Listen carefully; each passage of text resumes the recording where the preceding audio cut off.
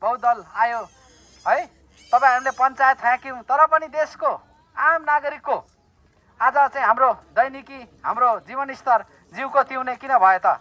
यो तपाईँ हामीले सोच्ने बेला आएको छ। आज हामीलाई लाग्यो कि नेता आउँछ, ठुलो नेता आउँछ अनि नेता आएर हामीलाई देश बनाइदिन्छ। अनि हाम्रो नेताहरूले पनि त्यही भने है, हामीलाई आएर चाहिँ देश बनाइदिन्छु, म यस्तो गरिदिन्छु उस्तो गरिदिन्छु भन्यो।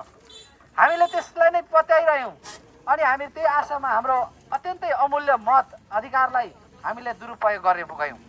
त्यस कारणले गर्दाखेरि अब उपरान्त तपाईहरु कसैले पनि यो विश्वास नगर्नु होला कि तपाईँ हाम्रो देश म बनाउँछु भनेर कसैले भन्छन् भने त्यो सब झुट मात्रै हो।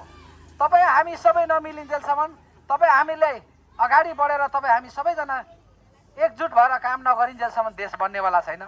त्यस कारणले गर्दाखेरि हामी सबै श्रम संस्कृति पार्टी त्यही भएर चाहिँ तपाईहरुलाई भन्न छ, देश यदि कसैले बनाउँछ भने ऐना हेर्दा जो देखिन्छ उही हो देश बनाउने।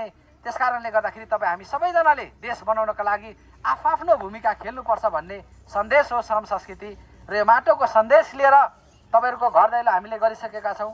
मलाई विश्वास छ आउने यही फागुन 21 गते तपाईहरुले आफ्नो अत्यन्तै अमूल्य मताधिकारलाई प्रयोग गरेर यो देशको समुन्नत भविष्य र यो देशको उज्जवल भविष्यको लागि तपाईहरुको आफ्नो अमूल्य मत दुई हातमा अञ्जुलीमा रहेको माटो छाप चुनाव चिन्हमा आफ्नो मत दिनुहुनेछ भन्ने विश्वास व्यक्त गर्दै तपाईहरुलाई फेरि पनि धन्यवाद भन्दै मेरो छोटो भनाइ यहाँ अन्त्य गर्न चाहन्छु। हस्त नमस्कार। जय देश, जय माटो। जय माटो। भोट कामा?